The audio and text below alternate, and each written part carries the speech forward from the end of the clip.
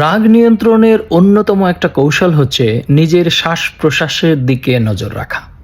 অর্থাৎ শ্বাস প্রশ্বাস যদি স্বাভাবিক রাখতে পারেন, তাহলে আপনার রাগ, হিংসা, অহংকার, উত্তেজনা সব কিছু নিয়ন্ত্রণে রাখতে পারবেন।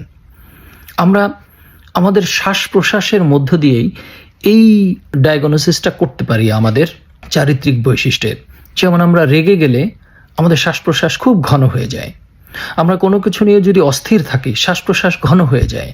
যদি আমরা কোনো কিছু নিয়ে খুব আপসেট থাকি, বিষণ্ণ থাকি, তাহলে আমাদের শ্বাস প্রশ্বাস দীর্ঘ হয়ে যায়।